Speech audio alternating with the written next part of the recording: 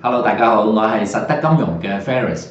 當大家喺度審視緊英國公投脫歐所帶嚟嘅不確定性嘅時候呢，大家已經開始唔係估計聯儲局係唔係嚟緊12月份先至會有加息嘅動作，反而佢哋開始推斷聯儲局會唔會要扭轉佢哋個利率正常化嘅計劃，甚至乎有減息嘅可能性添。我哋可以睇下，通常貨幣基金經理同埋對沖基金壓住聯儲局利率走勢嘅利率期貨做一個嘅參考。根據芝加哥商品交易所嘅最新利率期貨顯示啦，聯儲局喺7月份減息1/4嘅機會咧係有6%，而呢一個機率咧喺上個禮拜四嚟講咧係零嘅，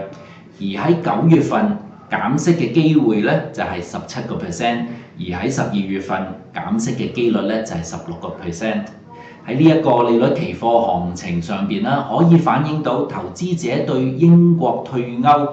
所帶嚟對美國經濟嘅拖累啦，係非常之大嘅一個嘅憂慮喺度，同埋亦都會認為會左右住聯儲局嘅加息步伐。我哋亦都可以睇翻對聯儲局息口前景高度敏感嘅2年期美國國債收益率嗰個嘅走勢。尋晚2年期美債嘅收益率咧係跌到落去0.594厘，上個禮拜五咧就係0.653厘嘅，而上個禮拜四呢一個2年期嘅美債收益率咧係0.779厘。